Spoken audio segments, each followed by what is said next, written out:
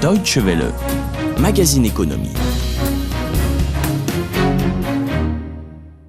L'Afrique continue de bénéficier des investissements directs étrangers malgré la crise économique mondiale.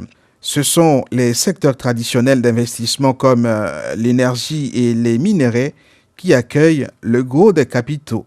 Mais ces dernières années, il y a un secteur qui intéresse de plus en plus les investisseurs étrangers en Afrique. C'est celui de la téléphonie mobile. Il faut cependant rester vigilant. Pourquoi les investisseurs publics et privés africains ne prendraient pas le contrôle de la gestion de ce secteur porteur qu'est la téléphonie mobile? Damboa Obenga, expert des télécommunications à la direction du projet Kintele à Paris. Ce serait se mentir à soi-même de dire qu'on a des débits au niveau des technologies de l'information, qu'on a des débits équivalents à ceux de l'Occident, ça serait se mentir à soi-même. Mais cependant, les capacités d'expansion de ces technologies de l'information et des communications sont impressionnantes. On a des perspectives de développement relativement impressionnantes à court, voire à moyen terme. Pourquoi ? Parce qu'aujourd'hui, on a un déploiement intensif des câbles sous-marins, de la fibre optique autour donc, du continent africain, aussi bien à l'est qu'à l'ouest et en Méditerranée. Donc l'Afrique sera complètement recouverte de câbles, entourée de câbles sous-marins, donc à très haut débit, de la fibre optique à très haut débit.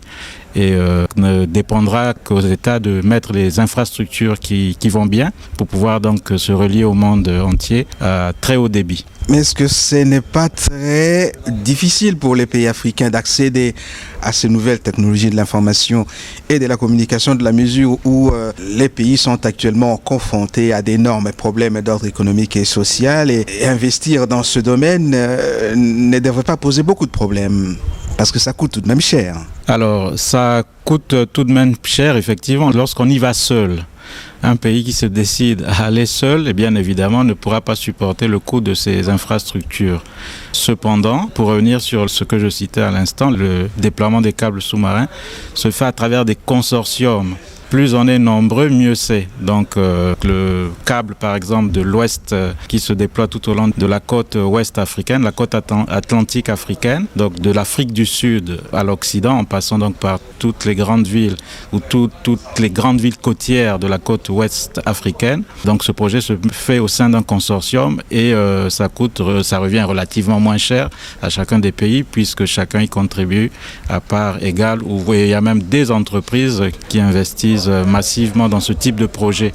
Et je crois que une fois effectivement ce type de projet de câble déployé, il faudra amener l'Internet à haut débit à travers donc les pays. À ce moment, les investissements peuvent être pris soit par les États lorsqu'ils en ont les moyens ou par des entreprises, des grands groupes dans les télécommunications, moyennant des accords avec des États. Mais je crois que vu que ce domaine est relativement en expansion, le retour sur investissement de ces entreprises ou même des États se fera relativement vite, parce que le secteur des télécommunications est un secteur très porteur. Mais ce n'est pas un désavantage pour les pays africains ou pour les populations du continent africain que ces sociétés qui financent et qui s'investissent dans la réalisation de tous ces projets liés donc aux nouvelles technologies de l'information et de la communication sont des sociétés internationales qui n'ont rien à voir avec les pays africains. Donc vous disiez... Oui, donc ce n'est pas un désavantage pour les pays d'Afrique parce que toutes ces grandes sociétés internationales qui investissent dans le domaine, par exemple, ne voient que leurs propres intérêts. Les pays africains qui n'ont pas prise sur la réalisation de ce projet resteraient là tout simplement en observateur, en train de regarder les autres tirer profit de l'exploitation, de la mise en route, de mise en œuvre de toutes ces technologies. Effectivement, ça peut s'avérer relativement complexe, les relations, surtout le fait que les investisseurs, donc ces grandes sociétés dans les télécommunications investissent massivement au niveau donc de ces infrastructures, mais il y a cependant l'État doit jouer son rôle. L'État ne doit pas démissionner. Je veux dire par là que chaque État qui signe des partenariats avec des entreprises dans le cadre des télécommunications se doit d'être un garde-fou. En gros, les déploiements ne doivent pas se faire, les déploiements ou ces projets ne doivent pas se mener de manière manière complètement cloisonnée et encore moins de manière complètement désorganisée. Enfin, organisée pour l'entreprise qui déploie la technologie, mais désorganisée vis-à-vis de l'État qui accueille ces projets.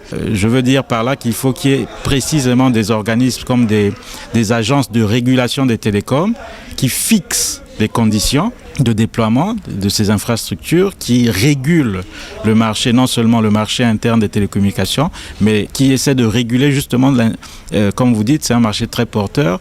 On n'est pas non plus en terrain conquis par ces sociétés de télécommunications, ne doivent pas se sentir en terrain conquis. Voilà pourquoi la responsabilité revient à chacun des États pour pouvoir mettre en place des agences de régulation de télécommunications. Et on peut les dénommer par plusieurs noms, mais en tout cas, c'est ces agences qui se doivent de contrôler ces marchés, ces projets, afin qu'ils ne soient pas systématiquement perdants comme c'est le cas aujourd'hui. Est-ce que les opérateurs économiques africains, les opérateurs privés, s'investissent également dans le domaine? Alors, les opérateurs privés, ça dépend de comment on se situe. Des grands groupes de télécommunications africains, effectivement, s'investissent.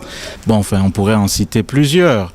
Des groupes comme MTN, c'est le mastodonte africain des télécommunications. Il y a quelques groupes africains, voilà, ils sont relativement présents sur les terrains. Cependant, les opérateurs locaux, africains locaux, typiquement l'Afrique subsaharienne, ne sont pas très présents.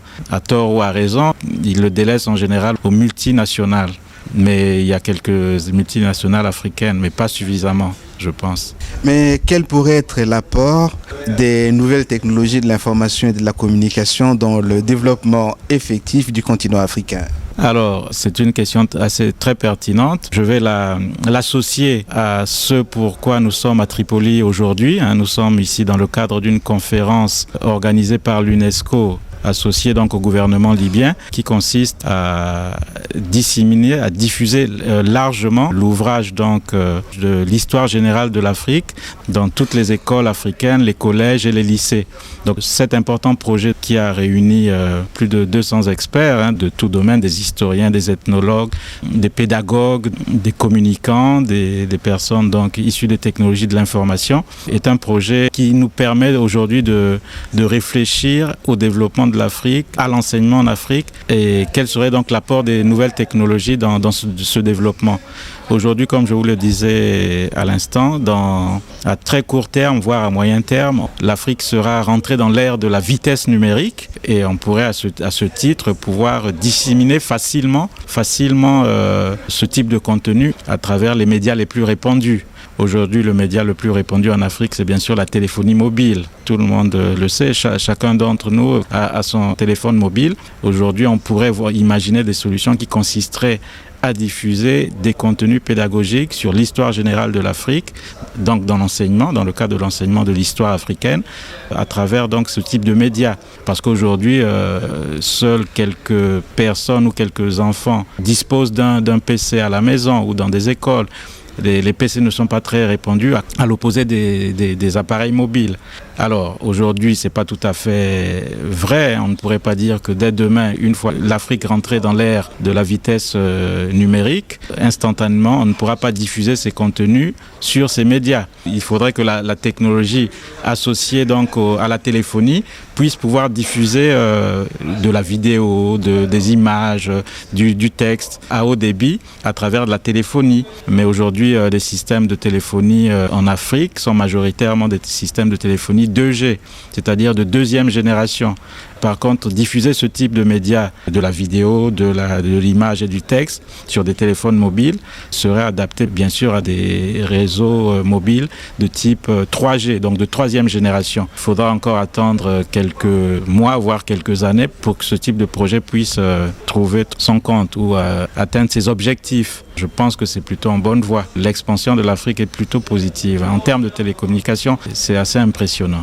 Damboa Obenga, expert des télécommunications à la direction du projet Kintélé à Paris.